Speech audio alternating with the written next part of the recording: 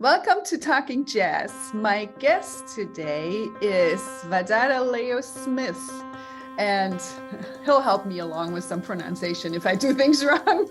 Yeah. But I am so excited to have you and showcase your music because there is a lot of it and it's all really, really, really special. So welcome to Talking Jazz.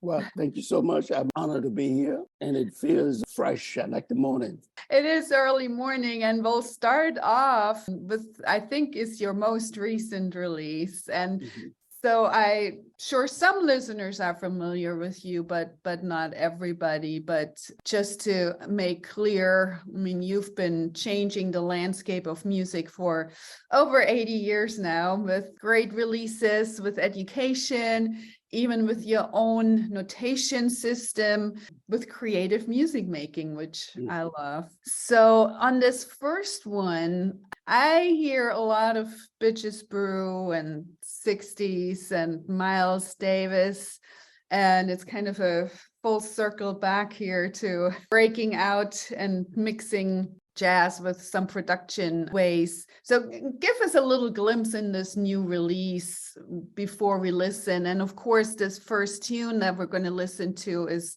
dedicated to a great poet and writer. So we need to know about this. Well, the poet, writer, and the activist is, her last name is Shenge. She's a beautiful writer. She wrote the big piece about colored girls considering suicide, which became a big Broadway hit, off-Broadway hit, I said that way. And a movie was made out of it. But her writing is such an illuminating character about culture, how people interact with each other, the kinds of trauma and beauty that they go through, from anywhere from joyfulness to post-traumatic stress. The range is just incredible, but how she frames it with these often used word phrases and structure gives it one of the most fantastic glyphs of rhythmic vitality. So Intozake is about that. If you listen to her name, Intozake, it's already constructs long and short sounds in it. And so music itself is not a portrait of her or a portrait of her work, because if we got a portrait of, we don't need another portrait. And her work stands for itself. So what on earth am I doing? I'm doing this. I'm making a psychological profile of Antozaki's impact on the world and me. And through that profiling that I am able to do of her, it's done through reflection. I don't just say, okay, I'm going to do an Antozaki piece, and then I sit down and start writing. I reread lines in various books that she have and poetry. I reread lines. I began to inculcate this element, this psychological element inside what she's writing and inside me. And I let those two parts connect with each other. And that's a familiar pattern with everything I've done long before 10 Freedom Summer. That was the way in which I work. When I do something about Mississippi, like the Mississippi Delta, I'm talking about not just the land itself and stuff like that, but I'm talking about that impression that one gets if they in the flatlands of Mississippi, because Mississippi has three kinds of lands. You see the sun come up out of the ground, and at that moment, you're taller than the sun. And as it moves up, it strikes the middle part of your body, and the rays from it are constantly moving. And then the last moment of magnificent realization is that when it rises above your head, you realize the magnitude of the human species on this planet, that is a small, tiny speck. And that sun, if one is able to watch it in the morning rise up from a flat land, they can see and feel that in about 6 seconds, 7 seconds. That's a great description. And, you know, I love the way sometimes people think, oh, you take musical language and you portray something, but it's about, the inspiration and the spirit of it. So I would say, let's just have a listen and enjoy, and then we can talk a little bit more about the production process of this album. Yes. So this is Entosaki, and this is from your latest release, Fire Illuminations. And it is now available on everywhere you want to listen to it. So Exactly. let's have a listen.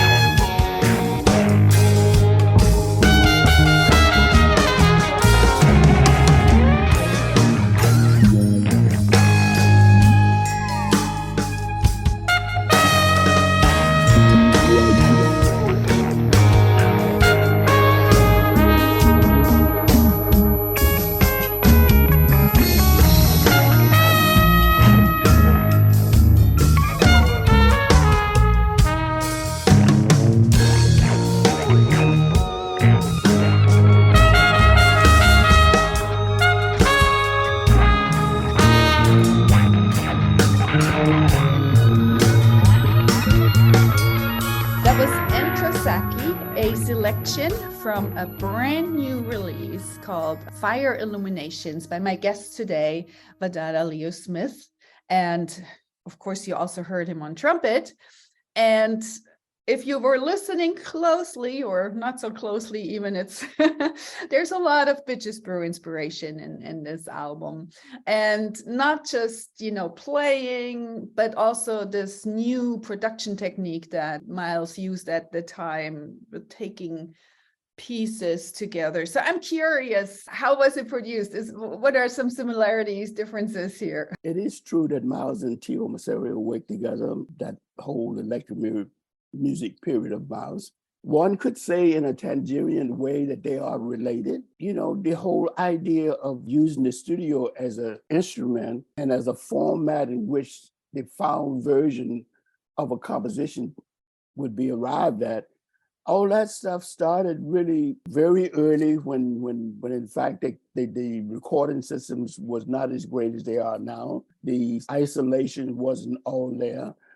But it was brought to fruition by Sketch Percy, those guys in Jamaica. That's how that Jamaica music was all produced. It was all piece by piece made, and they're put together in the studio. So Lee Percy and those artists, they had one or two microphones. So they would record bit by bit by bit. But then inside the development is once all the data is located and put in place, they began to construct these pieces. So the Maserio Davis format is a little bit later in the historical circle. The Wadada Leo Smith element is much later in the civilized movement of those ensembles and technology. How about that? So there's a touch of glow from Herbie Hancock's Headhunters, you say.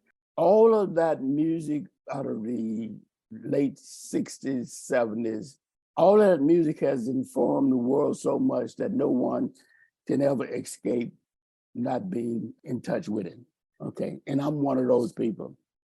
What I might say that's very different is that I use not only processed electronics coming out of the guitars and basses, which is what they did at the time, famous piano player, one of my favorites. I have 3 or 4 favorites, but Caesar Taylor, what's the man that played on Miles? What's his name? Well, we have Chick Corea, we have Simon. That's it. Stop right there. Chick Corea. Is it Chick Corea and Manfred's master for piano player? Those are my favorite piano players. Mine too. Yeah, so Chick Corea used the Moog Fugger in order to create his electronic through the electronics of the Rose. I played the Fender Rose on this music. All the Fender Rose parts are me, okay?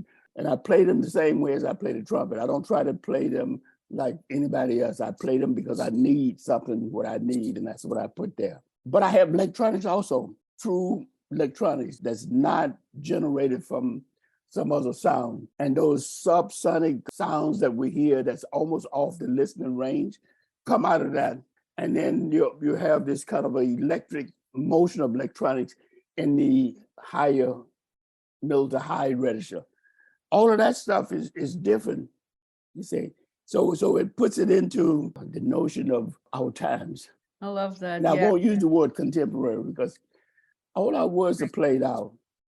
So the notion of our times is what it puts us into. It's in our times, and it gives us the relation to what was before. So it gives us the lineage. Exactly. And of course, I love Chick Corea. I wrote a whole book about him because I love him so much. Yeah. Well, I wish I could read it. It's not in English, is it? It is in English. I'll send you one. I'm going to have Ann write you and ask you to send me one, please. Absolutely. I love Chick Corea's music. Chick Corea, I love both of those piano players are completely different, but equally as creative and tremendously exciting. Mm-hmm. See, you can be creative and not exciting. Now, you can, because how people approach being different sometimes gets in the way of the emotional range in which an artist is responsible for. And that's where the excitement comes. It's rare to have that combination. I absolutely agree. Well, let's listen to, we'll talk more about creativity, but let's have a listen to the Fire Illumination Inside the Particles of Light. And I love the titles too, which is another selection of this new release that we're introducing, Fire Illuminations, by my guest today, Wadada Leo Smith.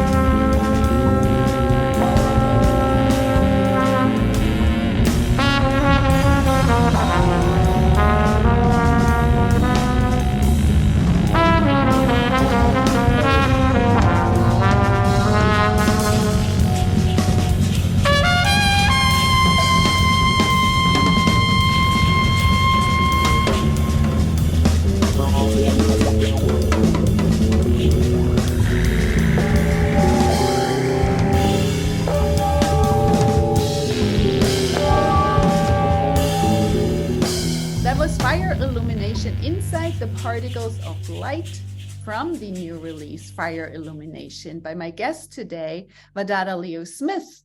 And we should absolutely clarify before we go on to the string quartet, the meaning of the fire illumination. So enlighten us.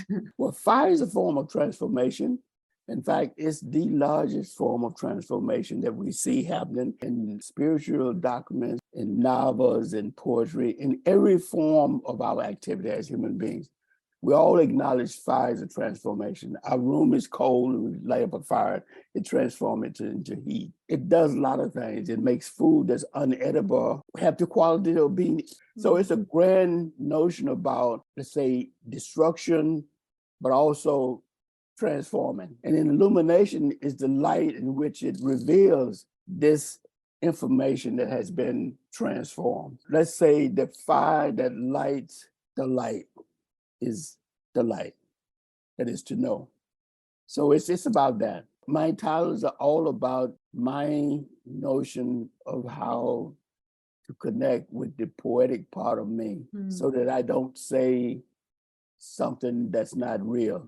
Let's be real. And, so we're actually going to go and listen to string quartets. And I'm going to put the string quartet number 3, movement 1 and 2, right, one after the other. So we'll have a longer segment of music. But before we go into that, I believe this is something you did in celebration of your 80th birthday, and you shared all these string quartets that you started writing in 1965 over a very long period of time. Beautiful soundscapes. So just make sure to give us a glimpse what to listen for when we dive into these two movements. Yeah, I think the biggest things about my string quartets are that I learned how to write string quartets just by writing them. I didn't study with anybody. I didn't call up none of my friends and say, well, how do I write for this or that? I did it all through trial and multiple writing of the same piece. For example, string quartet number 1 was written probably 5 times, not only just for strings, but in all kinds of different other combination of instruments. And none of them were ever performed, which is also a good thing in retrospect, because if I'd heard them earlier in other forms, I might not have gone where I'm going. All that was part of my destiny is to learn how to write string quartets right now while you're doing it. And then later I read that one of the great Russian string quartetists, composer, that he rewrote his music over and over until he learned how to write. And that was a confirmation that I had actually struck upon a tradition that already existed. And so that's how they started.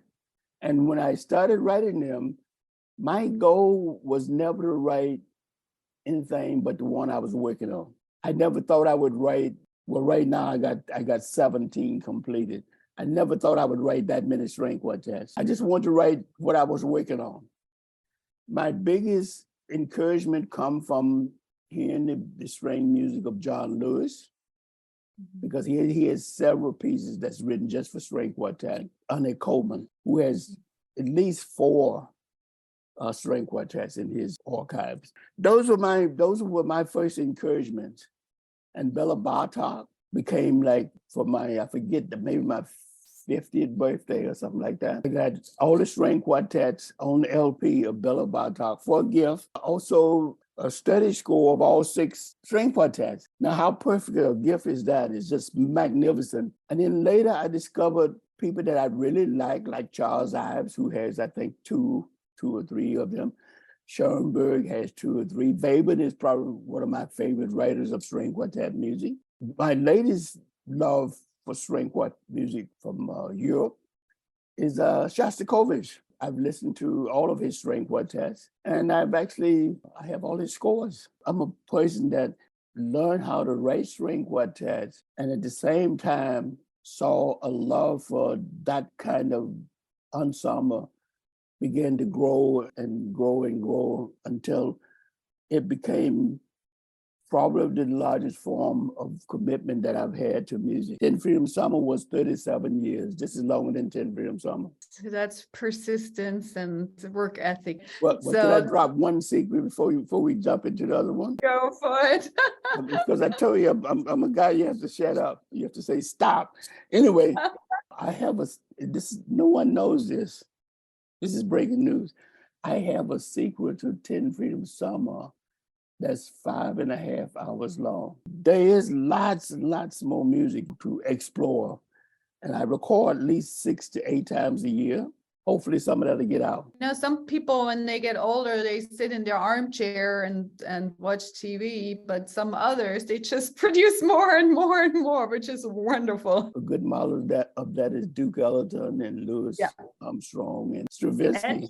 And Chick Corea. And Chick Corea, exactly. So let's have a listen. We're going to dive into this long segment and we'll put those two together. So Yes. string quartet number 3, and we'll do movement 1, and then we'll do movement 2. And this is the Red Choral Quartet. Yes. And this is a release that came out just this past year in June. The string quartets numbers 1 to 12 by my guest today, Wadada Smith.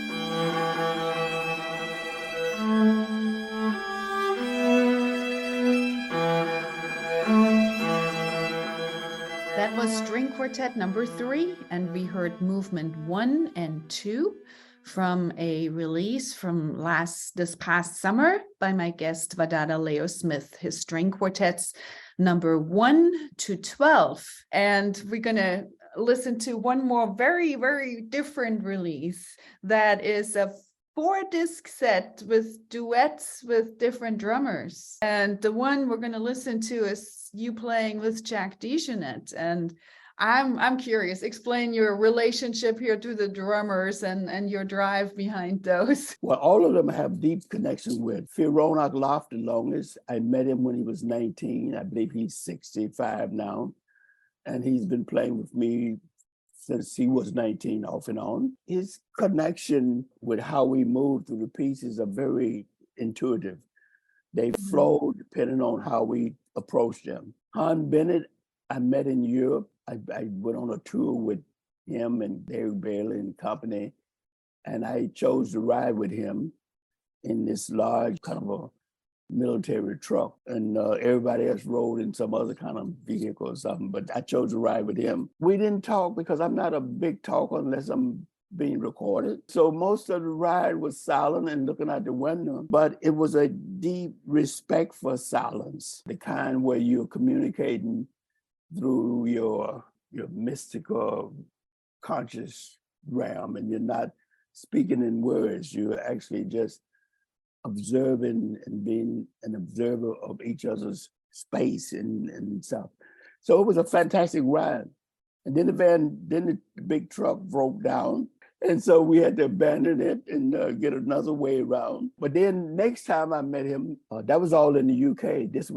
Next time I met him, it was in Dutchland, Holland. And we had the occasion to play all over Holland in various ensembles. I chose him to play a duet with, and that duet was just pretty magnificent. And then I chose to have him do the first drumming for the duets. I went again up to Holland, to his town, and recorded there. As you can hear, it's a pretty kind of expressive, very energetic, fast-paced, different than the way I normally play, but it's a challenge that you match the coercion and the openness of the project. That was pretty beautiful. And at the time, I had not decided to make 4 drummers collection. I just wanted to do that. But immediately after doing the first one with Han, after I got back to the States, I decided I was going to do more and make it a really collective of stuff. And DeJohnette was the last drummer I used in the process. I wanted Firon, Andrew, and DeJohnette to play the same piece, which is the Patriot Act. I chose those that all 3 of them should play the same one because I want people to understand that it's not just a usual day in the office. Bob Marley said, oh Lord, give me a creation, not just another session. I'm paraphrasing him, but that's what he meant. And then he said, wipe out of creation all weak art. That's very cool. So I chose the Patriot Act to show these 3 different drummers. I wished I had composed the Patriot Act when I did Han Bennett. I would have had him on it as well. I didn't, but the next project I have with a drummer, I'm gonna put another Patriot Act on, just for the hell of it. And I guess, it's if somebody wants to compare the different drummers on that piece, just look for this whole recording. So this is a 5-disc set, the Emerald Duets, it's called, and I was recording in just before the pandemic, 2019 and 2020, then released also last year. I guess that was for your 80th birthday year. We had a lot of wonderful releases. I basically just wanted to give a good river of what we had in store and to have it all come out back to back to back. I so appreciate you taking the time today and talking with me and sharing all the insights on this incredible music. Yeah, thank you. Thank you, Monica. And next time. We shall meet in person and eventually. But before, we will listen to the Patriot Act, Unconstitutional and a Force That Destroys Democracy.